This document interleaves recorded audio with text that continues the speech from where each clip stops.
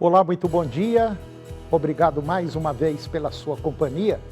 Está começando mais um programa Agronegócio e eu desejo a você paz e saúde. E no programa de hoje, nós vamos falar de esmagamento de soja. Eu vou conversar com Bruno Marson, ele é o diretor técnico da Conan, e nós vamos falar sobre desempenho reprodutivo de primíparas, que depende de nutrição adequada e manejo eficiente. Eu vou falar também da PSA, peste suína africana aqui no Brasil, os cuidados que o governo está tomando. Vamos comentar da Lei Geral do Licenciamento Ambiental. O programa Agronegócio já está no ar.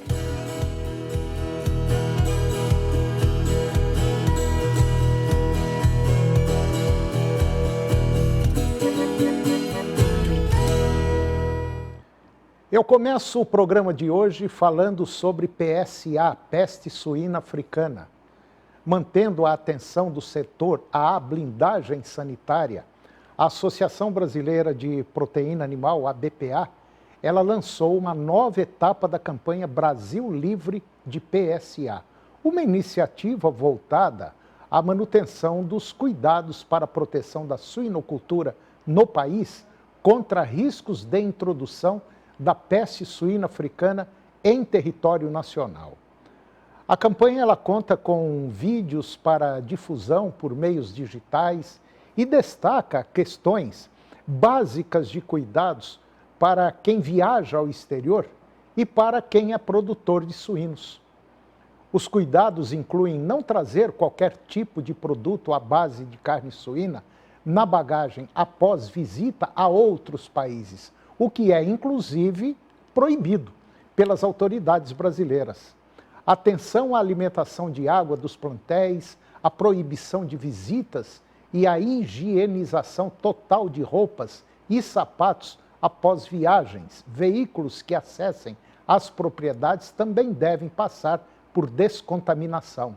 De acordo com o presidente da BPA, o Ricardo Santin, a campanha ela é parte de um conjunto de medidas adotadas pelo setor para manter a blindagem sanitária do setor contra a PSA, que é uma das enfermidades mais severas para a produção suinícola mundial. Em diversos países do mundo, ainda existem casos ativos de PSA. A parte continental das Américas não tem qualquer registro de foco e, na verdade, nós mantemos aí um esforço permanente com esse objetivo. A campanha que vai ser realizada, ela é parte destes esforços para preservar a nossa produção desta enfermidade que há 4 décadas não é registrada aqui no Brasil. Pelo menos é o que disse o presidente da ABPA. E agora vamos comentar da Lei Geral do Licenciamento Ambiental. Um grupo de 90 entidades dos setores de infraestrutura, energia, agropecuária e indústria protocolou uma carta ao presidente do Brasil solicitando a sanção integral do projeto de lei PL 2159/2021, que estabelece a Lei Geral do Licenciamento Ambiental. O projeto aprovado pelo Congresso Nacional após mais de 2 décadas de debates, ele é visto pelas entidades como um esforço decisivo para a modernização das normas. O documento recebido pela Frente Parlamentar da Agropecuária, FPA, destaca que o texto aprovado elimina entraves burocráticos, garante segurança jurídica e organiza as competências dos entes federativos, mantendo o compromisso com a preservação ambiental e o uso sustentável dos recursos naturais. O presidente da FPA, deputado Pedro Lupion, ele classificou a aprovação como uma vistoria histórica para todo o país. A racionalização do sistema de licenciamento ambiental é essencial para destravar o desenvolvimento, gerar empregos e atrair investimentos sem prejuízos à proteção ambiental. O relator do projeto na Câmara, o deputado Zé Vitor, que é do PL de Minas Gerais, reforçou que o texto final é um reflexo de um processo amplo de escuta e diálogo com diferentes setores, buscando regras claras e objetivas para o desenvolvimento sustentável. A senadora Tereza Cristina, lá do Mato Grosso do Sul, relatora do projeto no Senado, ela destacou que a proposta vai desburocratizar obras essenciais e fortalecer a fiscalização, encerrando a morosidade e garantindo um licenciamento mais justo e eficiente para a economia. O projeto de lei, ele foi aprovado pela Câmara dos Deputados por 267 votos a 116 e pelo Senado por 54 votos a 13. As entidades signatárias, embora defendam a sanção, ressaltam que não apoiam propostas que desestruturem ou fragilizem o licenciamento ambiental, mas alertam para a urgência de reestruturar um modelo atual que é ineficaz e marcado por burocracia excessiva, sobreposição de competências e insegurança jurídica. E agora vamos falar um pouquinho dos prejuízos que o Brasil poderá ter se as tarifas americanas não caírem. Representantes do agro brasileiro elaboraram um estudo no qual apontam um impacto de 5,8 bilhões de dólares no setor caso o tarifaço de Donald Trump seja posto em prática a partir do dia 1º de agosto. O estudo detalha que, em 2024, o Brasil exportou 12 bilhões e 100 milhões de dólares em produtos agropecuários com destino aos Estados Unidos. Com base na elasticidade das importações de bens nos Estados Unidos, estima-se uma queda de 48% no valor total pago pelas importações. Isso representa uma perda de 5,8 bi na receita dos exportadores brasileiros, com vendas de produtos do agronegócio aos americanos. Pelo menos é o que afirma o documento. O levantamento aponta ainda que o choque causado pelas tarifas será integralmente transmitido para os preços de importação e que, portanto, uma elevação de 50% nas tarifas elevaria em 50% os preços finais. Alguns produtos sofrerão mais impacto que outros, como é o caso dos sucos de laranja, em que a tarifa tornaria impeditiva para o produto brasileiro. Enquanto isso, produtos como café verde teriam um impacto relativo menor, devido à queda na oferta do grão no mercado internacional. Agora, nos últimos anos, o que torna a capacidade de substituição mais rígida. O estudo traz também o quanto cada setor perderia em percentual de exportações aos Estados Unidos com o tarifaço. Sucos de laranja não congelados, não fermentados, perderiam 100%. Obras em madeira perderiam 100%. Açúcares de cana, de beterraba e sacarose perderiam 100%. Portas e seus caixilhos e soleiras perderiam por volta de 93%. Álcool etílico perderia 71%. Sebo de bovinos, ovinos ou caprinos perderiam 50%. Açúcares de cana, 33%. Bovinos, desossado, congelado, carne de bovinos, perderia 33%. Café não torrado, não descafeinado, perderia 25%. E pasta química de madeira perderia 25%. E agora vamos comentar do mercado do boi gordo.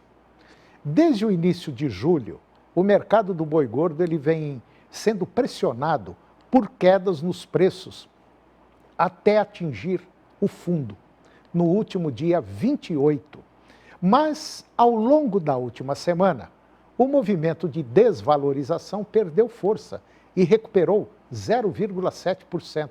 Essa combinação entre oferta restrita de animais e postura mais cautelosa nos frigoríficos trouxe maior equilíbrio às negociações e abriu espaço para sinais de recuperação nas cotações. O mês de julho ele foi marcado por preços do boi gordo fragilizados, mas ao final do mês foi registrado recuperação na maioria das praças pecuárias. E agora, na última semana, na última quinta-feira, o mercado do boi gordo sinalizou positivo na média brasileira. No mercado futuro, a B3 encerrou o pregão em cenário de retração e o contrato com vencimento em dezembro deste ano recuou 1,25% na comparação diária, sendo negociado a R$ 330,05 por arroba. E agora vamos falar um pouquinho do mercado do milho. Lá em Chicago, os preços futuros do milho avançaram após a divulgação do relatório semanal do USDA, que apontou desempenho acima do esperado pelo mercado nas exportações da safra 25-26. O contrato de maior liquidez, com vencimento em setembro de 2025, encerrou o dia com alta de 0,57%, cotado a $3,94 por bushel. Esse valor representa $9,31 por saca. O milho, ele encerrou o último dia do mês com leve alta no mercado interno, com a saca na praça de referência lá de Campinas, no estado de São Paulo, expandindo 0,05% para R$ 63,54.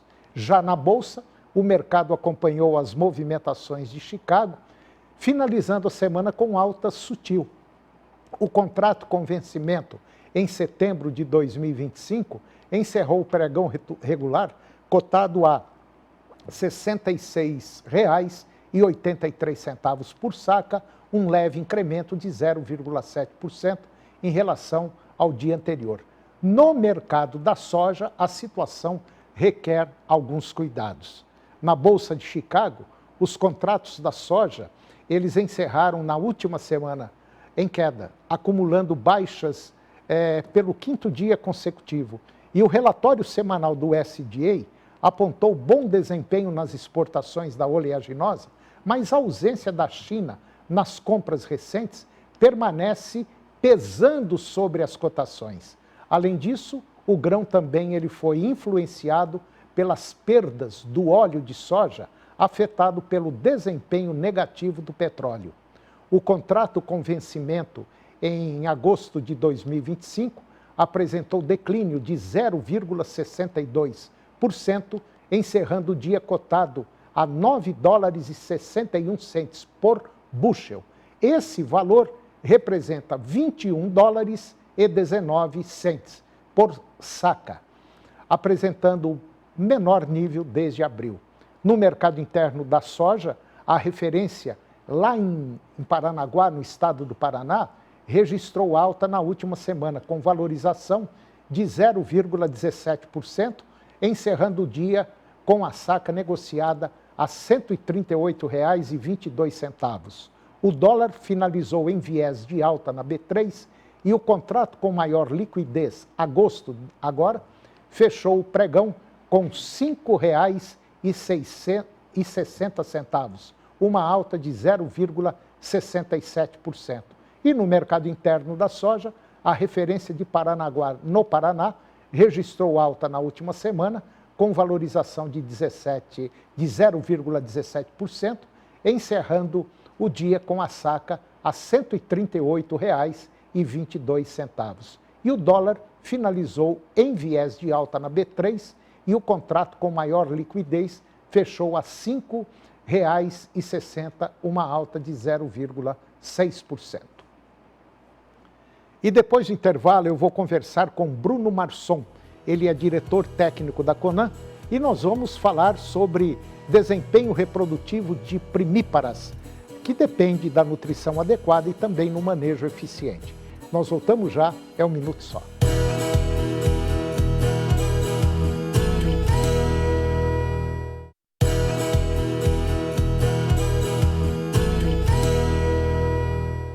Nós estamos de volta e agora nós vamos comentar da carne bovina no mercado externo.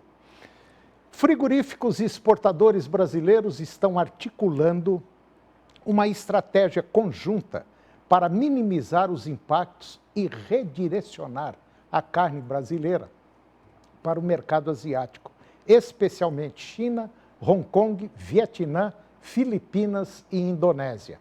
A China, inclusive, já ultrapassou os Estados Unidos como principal comprador da carne brasileira há anos, mas os Estados Unidos ainda representam um mercado estratégico de alto valor. O setor também está em diálogo com parlamentares americanos, tentando reverter ou suavizar a medida por meio do Congresso. O argumento central é que a tarifa pode causar efeito bumerangue, encarecendo a carne para os consumidores e afetando empresas americanas que dependem da matéria-prima brasileira. Autoridades brasileiras classificaram a decisão como chantagem política. O Itamaraty já estuda adicionar e acionar também mecanismos de defesa na Organização Mundial do Comércio e analisa possíveis contramedidas comerciais. No entanto, especialistas apontam que o Brasil tem pouca margem de manobra para retalhar, especialmente por depender mais das exportações aos Estados Unidos do que o contrário. O governo brasileiro, ele estuda lançar linhas de financiamento específicas para exportadores afetados, com foco em estocar produtos temporariamente ou abrir novos mercados. Também existe articulação para reduzir custos logísticos e ampliar acordos sanitários com outros países importadores. E agora eu vou conversar com Bruno Marson. O Bruno, ele é diretor técnico da Conan e nós vamos falar sobre desempenho reprodutivo de primíparas, que depende de nutrição adequada e manejo eficiente. Bruno Marson, muito bom dia, muito obrigado pela sua presença. É um prazer tê-lo aqui, tudo bem? Bom dia, Antônio. Prazer é todo meu. Tudo bem. Ô, Bruno, apesar da gente estar vivendo um momento meio de incerteza, a pecuária esse ano, o ano passado, foi assim, muito cheio de altos e baixos. E quando dá uma baixada, a turma fala, não, eu não vou investir, não, deixa eu ficar quieto, vamos ver se vai melhorar. E fica nessa música de sanfona de um tom só. Vai, abre, fecha, abre, fecha. Bom, mas de maneira geral, a pecuária, quando a gente olha como um todo, ela é um setor que dá lucro. Pode não dar aquele lucro que você está imaginando, mas prejuízo também não dá, desde que você leve as coisas como tem que ser levadas, né? A começar, por exemplo, no caso das primíparas, das novilhas, que serão enxertadas para ter a primeira cria. Já começa por aí, né? Com certeza, Antônio. O pecuarista às vezes acaba se assustando um pouco, né, com essas instabilidades do mercado, e é normal, né, a gente assusta mesmo, mas é importante a gente ter essa visão de longo prazo e entender a conjuntura macro também do negócio. A gente teve ano passado um grande número de abates de fêmeas, e esse ano, pelo menos nos primeiros trimestres, esse número de abate de fêmeas também foi elevado. Então tudo leva a crer, é quase um consenso, que a oferta de reposição nos próximos anos ela vai ser mais restrita. E isso acaba impactando bastante no preço do bezerro, né, claro, e valoriza muito esse desempenho reprodutivo, e aí entra a nossa primípara, né, que é essa novilha de primeira cria, que a gente tem que cuidar muito bem dela, para essa categoria conseguir gerar uma quantidade boa de bezerros, já pensando nesses 2 próximos anos aí que essa reposição deve estar cada vez mais valorizada. E eu tenho quase absoluta certeza que no caminhar da carruagem, quem soube e quem está sabendo fazer uma boa novilha para virar uma vaca para ter a primeira cria, vai se dar muito bem com o resultado que vai ser o filho dela, principalmente se for um bezerro bom, né? Com certeza. O produtor ele tem que estar preparado, né, para preparar essa novilha, né, para ela emprenhar ali em torno de 60% do seu peso adulto, né? Então, pensando numa vaca Nelore, a novilha ela pode já entrar em reprodução com aproximadamente 300 quilos de peso vivo. E ela precisa parir com aproximadamente 80% do seu peso adulto. Então, ela precisa ganhar muito peso durante a gestação e após a aparição. É uma categoria que exige demais, né? Porque ela é mãe pela primeira vez, ela ainda está crescendo, porque não é uma vaca adulta, então ela tem que produzir leite, ela tem que se manter, e ela, dali 60, 90 dias, ela tem que emprenhar novamente. Então, é uma categoria de exigência nutricional mais alta de uma fazenda, é a fêmea primípara. E é uma fêmea inexperiente também, né? Que ela é a primeira vez que ela está sendo mãe. Então, ela tem que ter muito cuidado para a gente não ter prejuízo nem com o filho e nem com a falha reprodutiva dessa fêmea. Pois é, e é exatamente nesse ponto que uma boa parte dos produtores, dos pecuaristas, tem prejuízo, né? Porque não fabrica uma primípara boa e automaticamente não tem um bezerro bom também, né? Com certeza. O produtor ele tem que entender que a categoria de primípara ela tem que estar separada do rebanho de vacas, né? Então esse é o primeiro passo. Não dá para deixar as vacas multíparas, que a gente fala, né, que tem mais do que 2 partos, junto com as primíparas, porque são fêmeas mais jovens, são fêmeas mais inexperientes, com uma exigência nutricional muito maior. Então as primíparas elas têm que estar numa categoria à parte, tem que reservar para ela um pasto melhor e, se possível, tratar logo após o parto com um suplemento proteico energético. Então é diferente da fêmea multípara, que ela pariu, normalmente ela vai comer um suplemento ureado na época seca e um mineral na época de chuva, que está tudo correto, né? Então, um ureado na seca e um mineral na chuva para a vaca multípara. A primípara não. A exigência dela é muito maior. Ela precisa comer um suplemento proteico energético, ou no mínimo um proteico, desde que o pasto esteja muito bom. Mas na época seca a gente sabe, né, que essa planejamento de forragem na fazenda também não é o ideal. Então, a primípara a gente recomenda, dependendo da massa de forragem, já partir para um proteico energético. Então, uma novilha ali que dá parido com 380 quilos, 370, 400 quilos, ela já comer ali aquele 1 quilinho de suplemento por dia. E a gente tem que ver que uma primípara ela tem 3 pontos fundamentais. Ela tem um bezerro para cuidar, ela está, às vezes, numa situação de alimentação não muito boa e ela está em fase de crescimento. Então, é um cuidado especial que tem que ter, diferente já de uma outra que já pariu, pelo menos já vai para a segunda cria, né? Com certeza, com certeza. E muitos pecuaristas, já até olhando essa conjuntura de mercado, de prevendo uma valorização dessa reposição já no ano que vem, tem segurado as novilhas no seu rebanho. Então, a hora que você aumenta a proporção de novilha no seu rebanho, você já tem que estar preparado, porque essa novilha vai virar uma primípara e ela precisa reemprenhar, ela vai ter toda essa necessidade nutricional mais elevada lá na frente. Então a fazenda tem que trabalhar com esse planejamento. Porque às vezes a gente acaba só olhando o curto prazo, né? Eu vou segurar mais novilhas para ter mais bezerros. É verdade. Mas depois você está cheio de vaca vazia lá na frente, de primípara vazia que não reemprenha, porque você não se planejou antes. E é aí que vem o grande prejuízo. A pecuária não dá lucro, é exatamente essa falta de planejamento, essa falta de gestão. Porque a pecuária, ela é lucrativa, sim.